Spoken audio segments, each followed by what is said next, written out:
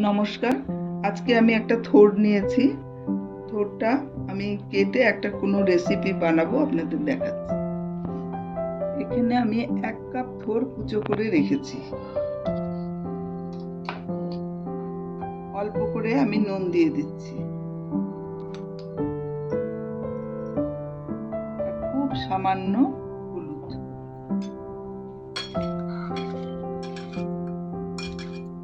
কিছুক্ষণ রাখার পরে আমি আবার বার করে নেব।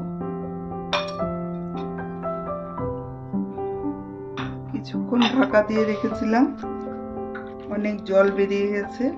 আমি একটু মেখে মেখে জল বার করে দিচ্ছি।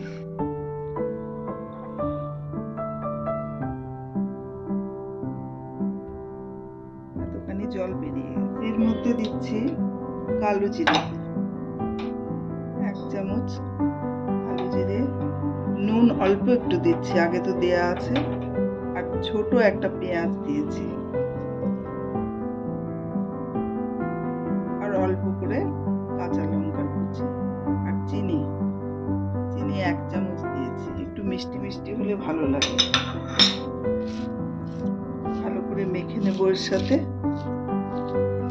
এখানে নিয়েছি কর্নফ্লাওয়ার আমি 3 চামচ নিয়েছি। আর এখানে 5 চামচ নিয়েছি বেসন, আমি সেটা ভুজে দেব। অর্ধেকটা দিয়ে দিলাম, মাখার পরে বুঝতে পারবো।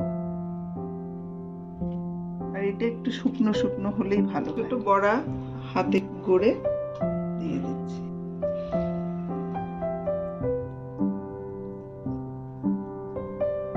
একটু চ্যাপটা করে দিলে ভেতরটা ভাজা হয়, সেই জন্য এইভাবে দিচ্ছি। আমি বড়াগুলো চেপে চেপে ভেজেছি, যাতে থোড়গুলো খুব ভালো মতন ভাজা হয়ে যায় ভেতরে। এইভাবে চামচ দিয়ে আমি এইভাবে করে ভেজেছি। হয়ে গেছে, গ্যাস অফ করে দিলাম, তুলে দিচ্ছি। তৈরি হয়ে গেল থোড়ের বড়া। থোড় খাওয়া খুব ভালো লাগবে নানান রকম করে খেতে।